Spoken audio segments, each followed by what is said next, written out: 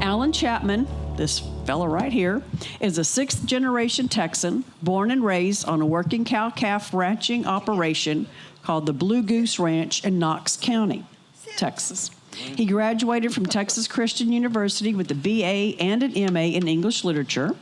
After teaching for a year at Oklahoma State University, Allan moved to Nashville and was hired as a staff songwriter for Tree Publishing and then United Artists Music Publishing, EMI, writing songs for the likes of Kenny Rogers, the Oak Ridge Boys, George Jones, and Diana Ross. Talk about diversity. He is a three-time Grammy nominee. Allan is a Spur Award recipient from the Western Writers of America and was nominated by the International Western Music Association Songwriter of the Year and Song of the Year awards in 2023 and 2024. He's a bronze winner of the International Woody Fest Song Festival. Allan is a proud member of, guess what, the Texas Folklore Society, Board of Directors, and the recognition of his Texas Folklore Society song, which he wrote for the organization. Allan resides in Wise County, Texas, where he continues a Texas ranching tradition going back over 200 years. So, without any further ado, I present to you Mr. Allan Chapman.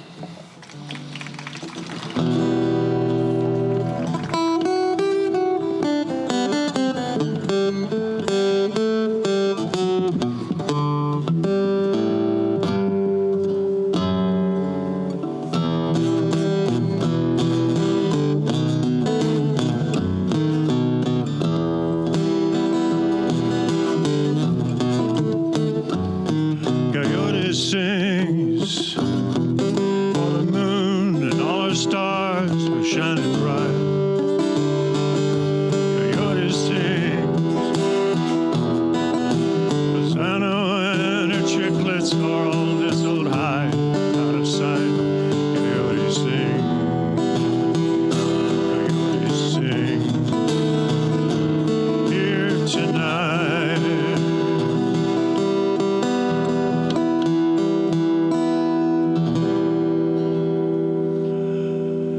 I grew up on the Blue Goose Ranch in the mesquite and bodark-infested Cleachy red breaks of Knox County, Texas.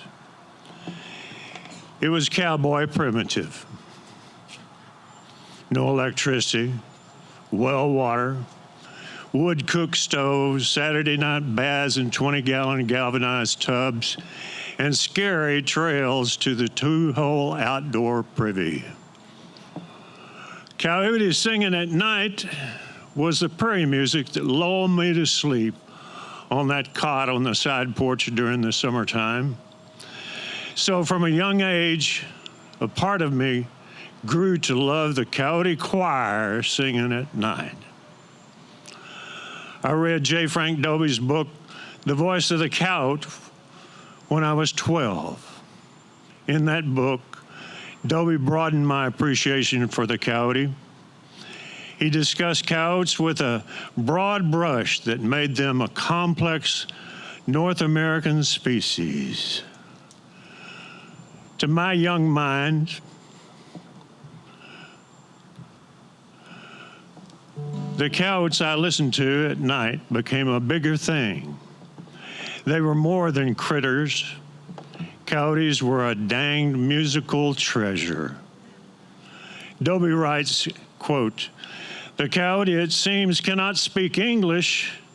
He speaks many Indian languages fluently, for he is fluent beyond all other four-footed creatures of the Western Hemisphere. He also speaks Mexican Spanish, pure Castilian, not at all, and only now and then a word of what is some may call the American language." Tonight, I'm here to celebrate Dobie's work on coyotes as presented in The Voice of the Coyote, with a few personal reminiscences about coyotes. I'm calling this Coyote Sings. And with a little music, I hope we can make this a coyote singing session. But I need your help. So join in with me. Your part's easy. It goes like this. Every time I sing or say Coyote sings, you're going to explore your inner coyote. Your part goes, whoo, whoo, whoo, whoo. Let's try that just to see if you're listening. Coyote sings. That's pretty weak, guys. I hope you'll get to it. Let's try it again with a little music.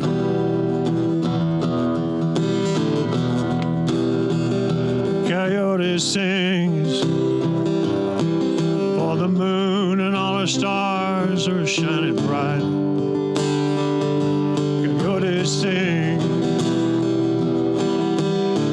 Fasano and her chicklets are all nestled high, out of sight.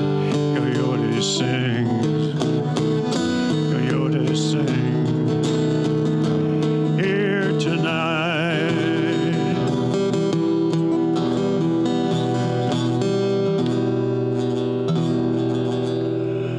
There came a time in my older life when I decided that I might be a pretty good coyote caller.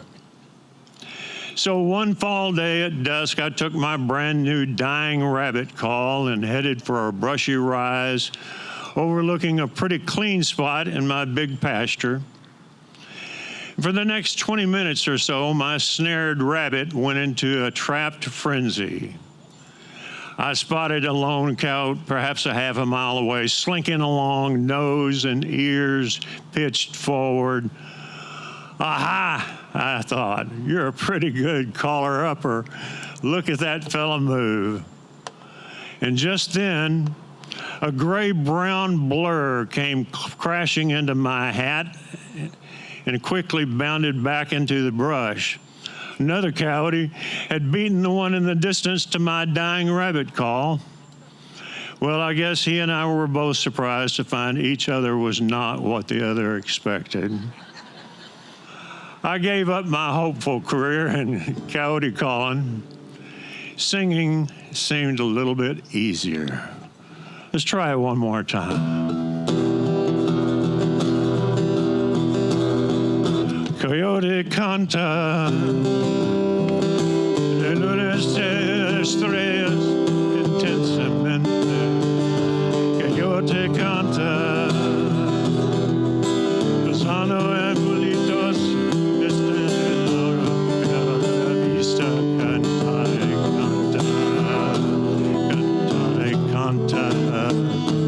here tonight.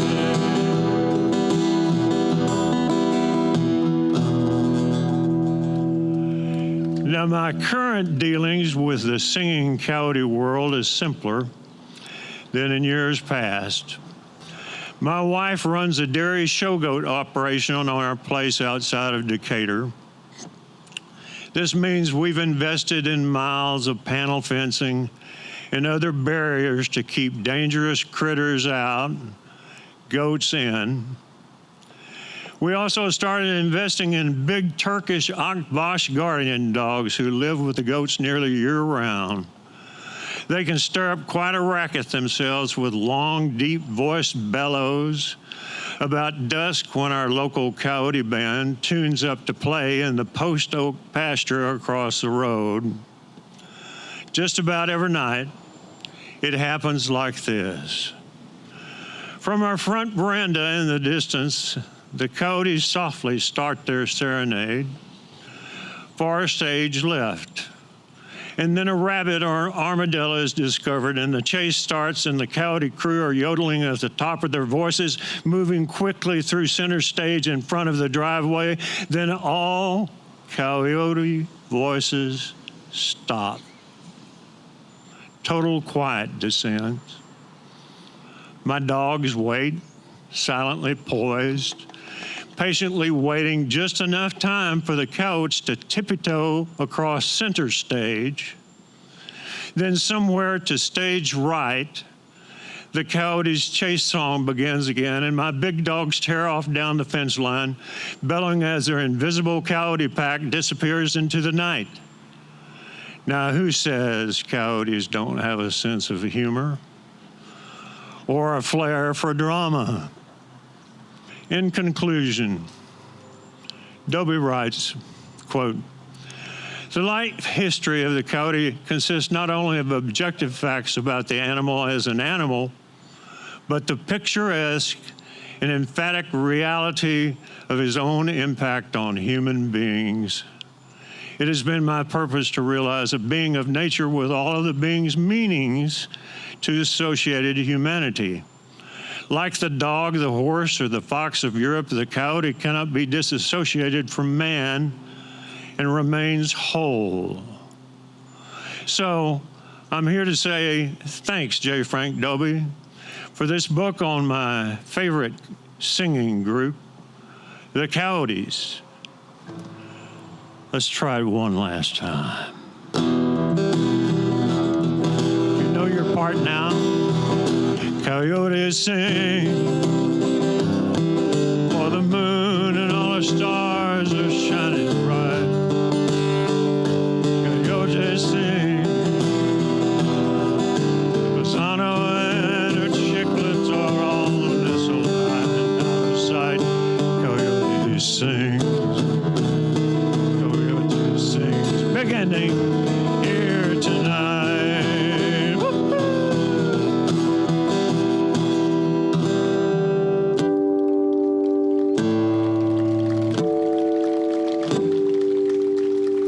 Thank you so much. How about that? Thank you so much, Allan. That was fun.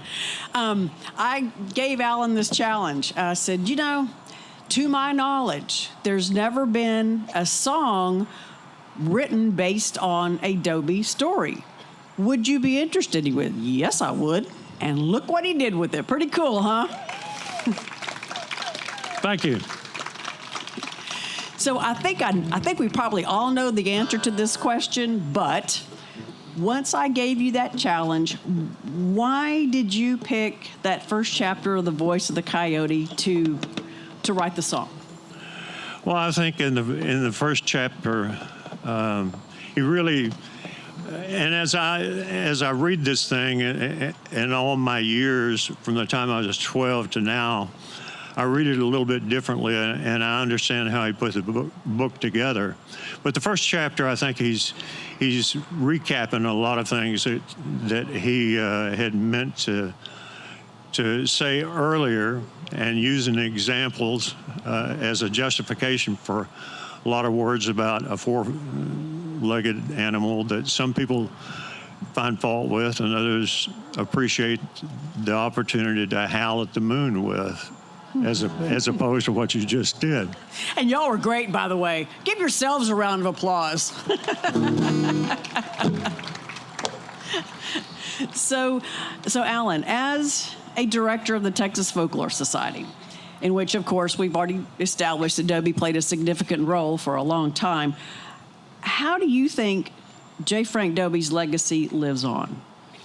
Well, I think every organization has certain moments that sort of lurch forward into success. And I think what Dobie did over the 2+ decades that he was writing and collecting and publishing all of that work for the Texas Folklore Society, he was a benchmark. And will always be a benchmark. And I think as other folks discover his work, and I certainly hope that you'll spread that as you go back to your places. Dobie's commitment, I think, is splendid, which is what I think this organization here tonight has put together a splendid time, all because of J. Frank Dobie. Well, thank you very much. That's high praise. We appreciate that. Ladies and gentlemen, Allan Chapman. Let's give another round of applause. Thanks again.